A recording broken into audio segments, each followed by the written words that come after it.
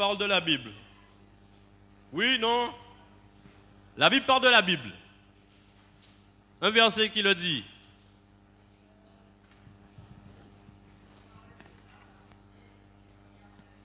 Bien. Amen. Un autre verset.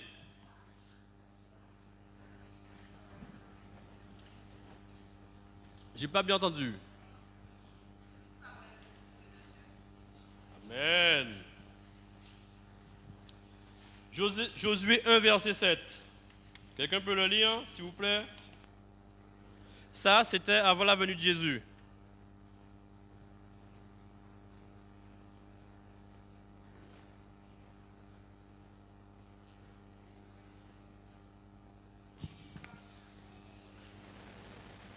Vas-y. Fortifie-toi seulement et aie bon courage en agissant fidèlement selon toute la loi que Moïse, mon serviteur, t'a prescrite. Ne te détourne ni à droite ni à gauche afin de réussir dans tout ce que tu entreprendras. Reste là, Myriam. Continue. Verset 8. Que ce livre de la loi ne s'éloigne point de ta bouche, médite-le jour et nuit pour agir fidèlement selon tout ce qui est écrit, car c'est alors que tu auras du succès dans tes entreprises, c'est alors que tu réussiras. Verset 9. Ne t'ai-je pas donné cet ordre? Fortifie-toi et prends courage.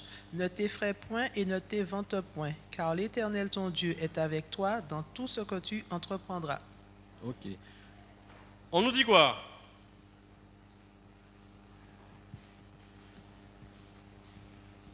On nous dit quoi dans Josué 1, 7 à 8?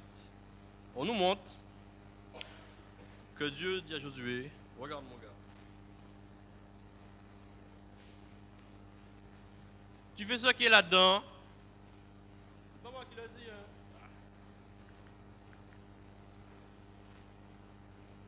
Alors tu auras du succès dans ces entreprises. C'est alors que tu réussiras. N'éloigne ni de ta bouche, médite-le jour et nuit. C'est de ça qu'on parle, les amis. Et c'est l'Éternel qui dit ça. Le succès, on fait, on a du succès. Question que je me suis posée. La Bible est-elle écrite pour moi? La Bible est-elle écrite pour vous? Est-ce que je m'approprie les versets ou pas? Et comment, pourquoi je me les approprie? Question. Genèse 5, 5 à 32. Je ne vous demande pas de le lire, il est super long. J'ai mis le premier et le dernier. Dans ce verset-là, on nous parle d'Adam et de tous ceux qui sont arrivés après lui. Me suivez? Amen. Jusqu'à Noé. Genèse 11, 10 à 32. On part de Noé et on arrive à Abraham. Vous me suivez toujours? Matthieu 1, 1 à 16. On parle de Abraham et on arrive jusqu'à Jésus. Me suivez toujours? Ok. Matthieu 1, 17. On nous parle de toutes les générations qu'il y avait d'Abraham jusqu'à Jésus. Quand je lis la Bible, je découvre la famille d'Abraham et la famille du Christ. Le papa, la maman, le tonton, tout le monde. Vous êtes d'accord avec moi? Ok. Galates 3, 29 me dit ceci. Si vous êtes à Christ, vous êtes donc la postérité d'Abraham, héritier selon la promesse. Galates 3, 8 m'écrit ceci. Aussi, les Écritures prévoyant que Dieu justifierait les païens par la foi, a d'avance annoncé cette bonne nouvelle à Abraham. Toutes les nations seront bénies en toi. Ça veut dire quoi? Que comprenez-vous? Comment? Je suis béni. On appelle ça de la psychogénéalogie.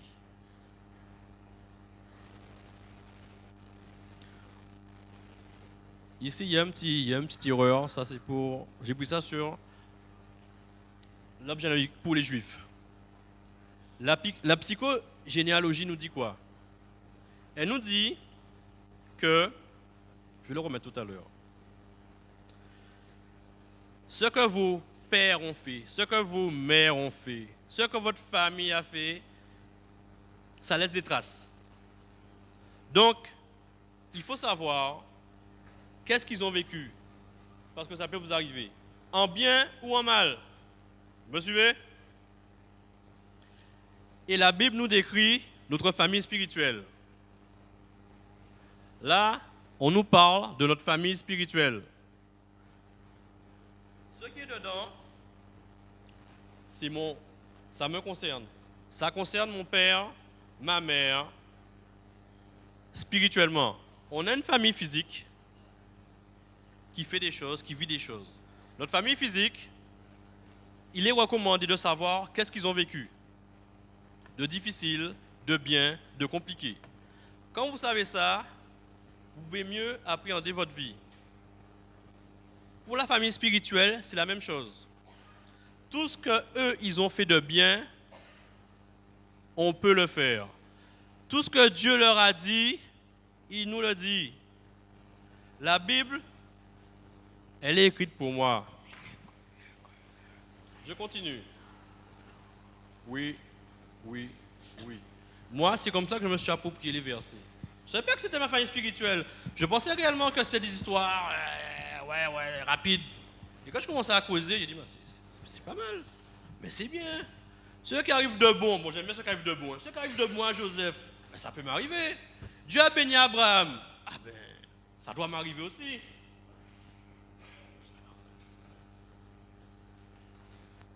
Si vous êtes en Christ, vous êtes la postérité d'Abraham selon la promesse.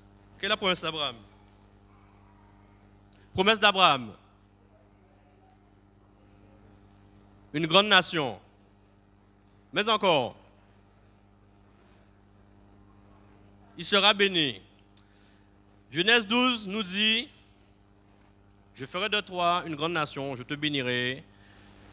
Je vous laisse lire. Quand c'est dit, ce qui arrive à Abraham doit m'arriver aussi. Ou devrait m'arriver quand c'est les bonnes choses. Quand c'est les mauvaises choses, on essaie de ne pas les prendre. Qui a fait la promesse à Abraham? Dieu. Qui nous a fait la promesse? Qui est Dieu?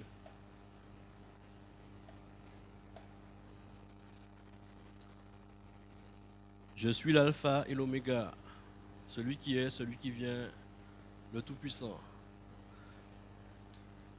Son amour, il a envoyé son Fils pour être victime de nos péchés.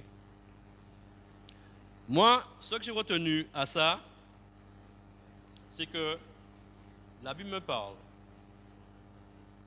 La Bible me parle et celui qui inspire, c'est-à-dire Dieu, j'ai marqué le boss des boss. C'est le Tout-Puissant. Le Tout-Puissant. Quand j'étais petit, on me faisait comprendre, ouais, tu sais Daniel, question toute bête. Mais pourquoi Jésus est mort? Je pose la question, pourquoi Jésus est mort? Pour nos péchés. Je dis, mais, Jésus c'est quoi? C'est le plan de secours ou la cinquième roue du carrosse? Depuis le départ. La Bible nous dit qu'il est là depuis le début. Le plan de la rédemption a été prévu avant que Adam et Ève ne pêchent. Amen. On a quelqu'un, on a un boss, on a un Dieu qui fait les choses. Remets la diapo, s'il te plaît. Qui fait les choses en avance. Ce n'est pas une solution de dernier recours. Je remets la diapo et on va répondre à notre question.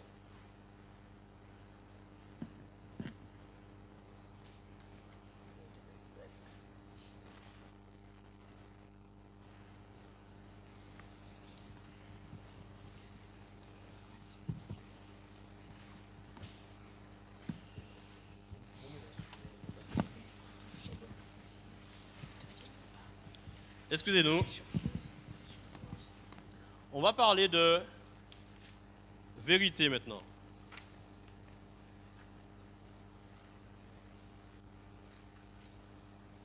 J'avais mis quelques versets là-bas sur la vérité.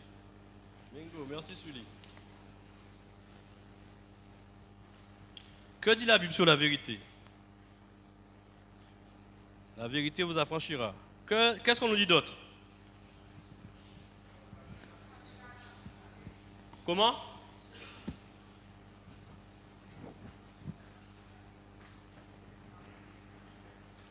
J'entends pas très bien. La vérité vous rendra libre. Voici quelques textes sur la vérité. On ne va pas les lire tous, mais j'aime bien le psaume 25. Il nous dit: Éternel, fais-moi connaître tes voies, enseigne-moi tes sentiers, conduis-moi dans ta vérité et instruis-moi, car tu es le lieu de mon salut et tu es toujours mon espérance. Les autres versets, vous les noter et les chercher par la suite. On est toujours dans notre dilemme, vérité versus réalité. Comment on répond? On se pose des questions. Ça marche pas. Comment je m'en sors? Qu'est-ce que je fais? Qu'est-ce que je fais?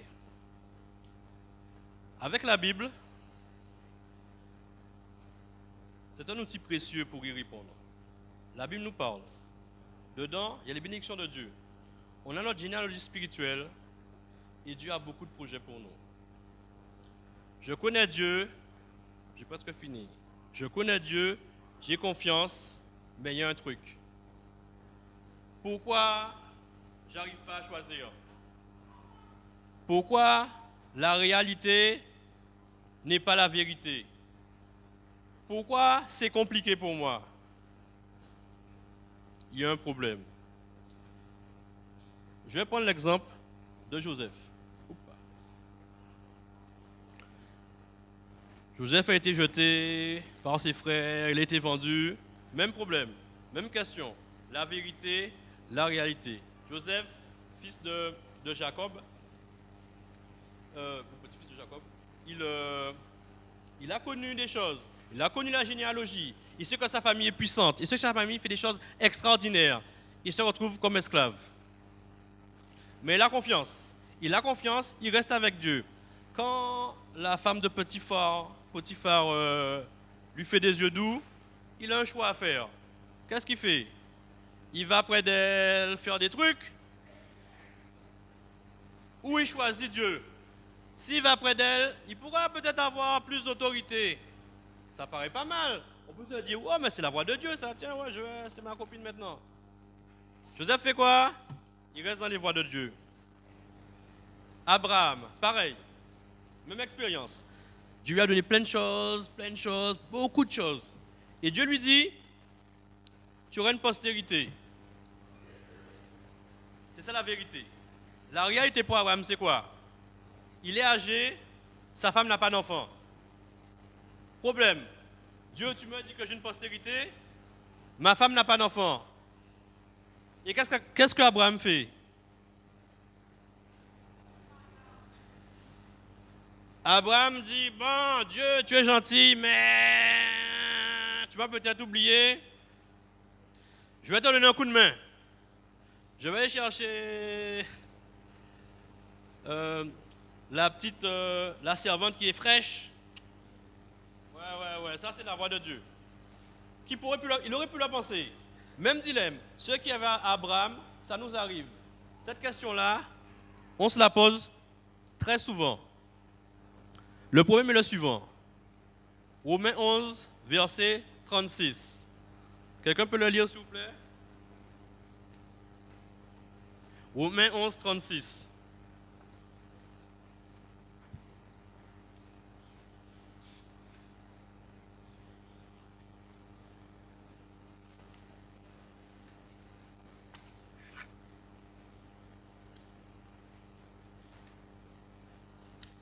Vous n'avez pas trouvé?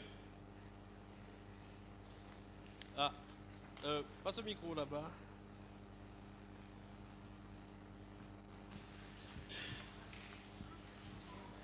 c'est le pourquoi du problème d'Abraham dans son choix, qui est compliqué et difficile. C'est de lui, par lui et pour lui que sont toutes choses. À lui la gloire dans tous les siècles. Amen. Amen. Un peu plus haut, on nous dit aux profondeurs de la richesse, de la sagesse et de la science de Dieu, ses jugements sont insondables, ses voies sont incompréhensibles. Qui a connu la pensée de Dieu? Ça nous montre que le problème d'Abraham, c'était le temps. On lui a promis quelque chose, pour lui c'était la vérité qu'il aurait une descendance. La réalité est différente. La réalité est complètement différente. Et avec le temps, Abraham ne comprend pas. Il ne comprend pas.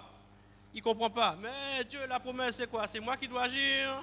C'est moi qui dois faire des trucs bizarres? Contrairement à Joseph, qui reste fidèle dans ce que Dieu lui a promis. Abraham aurait pu faire la même chose, mais il ne l'a pas fait. Il y a des moments où on doute. On fait des mauvais choix comme Abraham, et on sait que c'est un mauvais choix. On croit en Dieu, on croit en ses bénédictions, mais les épreuves de la vie font que ces moments sont pénibles. Et des fois, puis chiré, ça se cumule, on ne comprend pas. Dieu, tu me dis plein de trucs et je vois rien. Explique-moi, comment je fais? Comment je fais? Pour finir, première chose, je dois croire que Jésus est venu au monde pour mes péchés, qui m'a lavé, qui m'a purifié, que je suis quelqu'un de nouveau par Jésus-Christ. L'autre chose, Dieu me parle à travers de la Bible, le Saint-Esprit me parle à travers ma conscience. Beaucoup d'entre vous, ainsi que moi, vous allez faire quelque chose et une petite voix va vous dire « Hey, c'est pas bon ça. Arrête. » Des fois on écoute, des fois on n'écoute pas. Quand c'est quelque chose de bon, c'est cet esprit qui vous parle. Le Saint-Esprit qui vous parle. Je vous laisse ces versets-là. Car c'est la réponse aux questions. Premièrement, croire. On est d'accord. Deuxièmement, on demande. On a un souci, comme Abraham, on met ses genoux à terre et on demande. Dieu, je ne comprends pas, je galère. Qu'est-ce que tu fous? Dieu, qu'est-ce que tu fais? Vous êtes en colère. Ça, c'est la réalité. Je ne comprends pas. Je fais ce que tu me demandes et je suis à terre. Montre-moi la solution. C'est dans ce sens-là qu'on doit prier. Seigneur, montre-moi où je dois aller. Seigneur, aide-moi. Deuxième chose, prier et veiller. Veiller d'être toujours rempli de l'Esprit de Dieu. Comment ça se passe? Vous allez faire des actions et la petite voix va vous parler. Ne fais pas ça. Ne fais pas ça. Et au fur et à mesure que vous allez faire des choses qui ne sont pas bonnes pour vous, vous n'allez plus vous poser cette question-là. Vous me suivez toujours? Et là, ça va devenir compliqué. La Bible nous dit, veillez et priez. La dernière chose, la prière fervente du juste est une grande efficacité. Pour finir, écoutez-moi bien, mes amis. Vous me suivez? Après, c'est terminé. À l'église, on a un ministère de la prière. Vous me suivez? Oui ou pas? Ok. Vous croyez, vous demandez, on vous donnera, vous veillez, vous priez. On a un ministère de la prière dans notre église. Contactez-les. Vous avez un souci, que vous voulez dire ou pas, peut-être les grandes lignes, demandez à ceux qui ont pris pour vous. Ce que la Bible nous dit, la prière fervente du juste a une grande efficacité. Je me répète. Je vais dire en créole. Bon. Vous avez un problème. En l'église là, il y a un ministère de la prière. Vous êtes dans une situation délicate. Vous ne trouvez pas de solution. Vous avez mis un genou à terre, vous ne comprenez pas, vous ne voyez pas devant vous. Vous demandez, c'est dur. On a des frères et sœurs qui sont là pour prier pour nous. Quand moi je vais prier pour Jean, ça va peut-être aller mieux pour lui. Et lui va prier pour moi. L'Éternel va nous répondre. Vous me suivez? Amen. C'est tout ce que je vous souhaite pour nous tous aujourd'hui. Qu'on veille, qu'on prie, qu'on parle au Seigneur et qu'on fasse appel au ministère parce qu'il existe.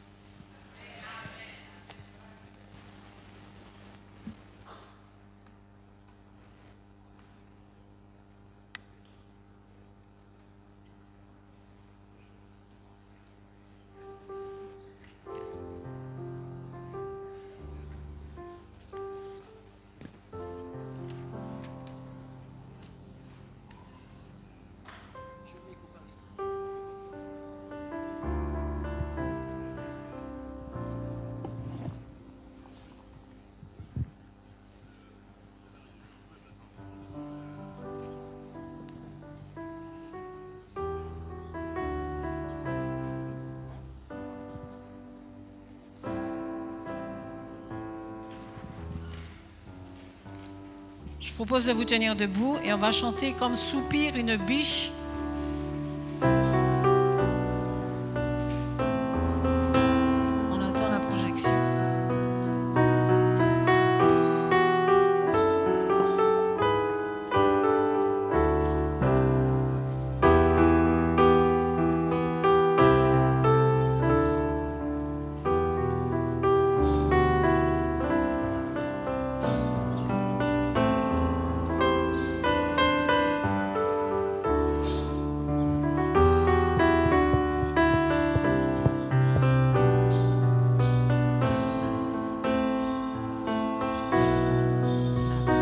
Comme soupire une biche après l'eau d'un ruisseau, moi aussi, ô Seigneur, je soupire après toi.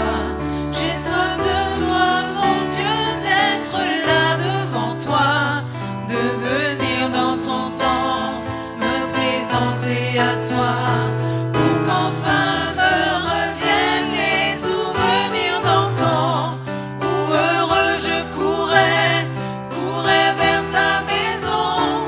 Je veux crier à toi, plutôt que de me plaindre, je veux compter sur toi, te louer à nouveau. L'espérance et la joie seront dans ta présence. Je veux crier à toi, mon Sauveur et mon Dieu. Je voudrais retrouver cet amour et ce feu, encore une fois brûler, être fou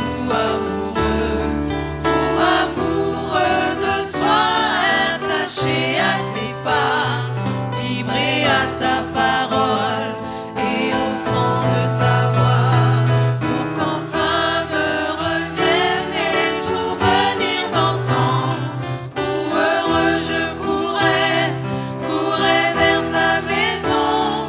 Je veux crier à toi, plutôt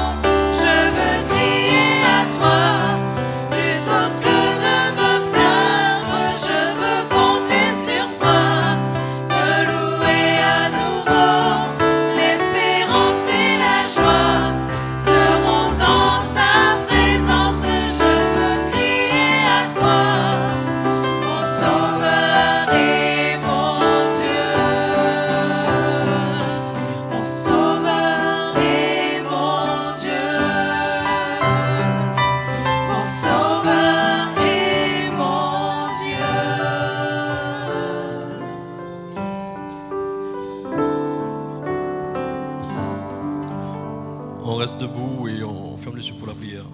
Père éternel, Dieu trois fois saint, merci en son tabac béni de nous permettre d'être rassemblés ici. Seigneur, permets que nous puissions rester connectés à toi, que nous puissions faire appel à toi à travers nos frères et sœurs dans la prière et autres.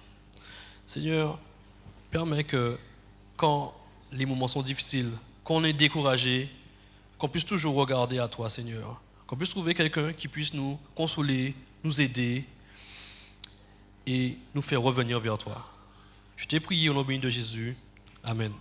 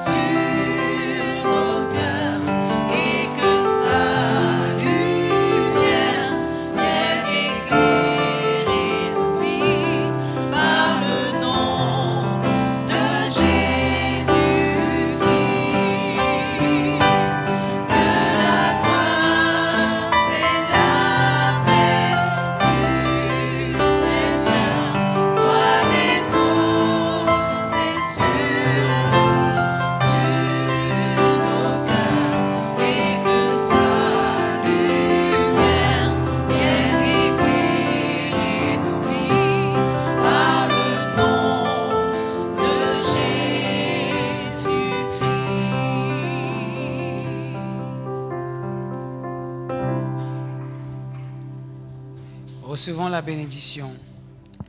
Que l'Éternel te bénisse qui te garde. Que l'Éternel fasse de toi la tête et non la queue. Que la vérité qui est Jésus-Christ devienne une réalité dans ta vie. Allons dans la paix du Seigneur. Amen.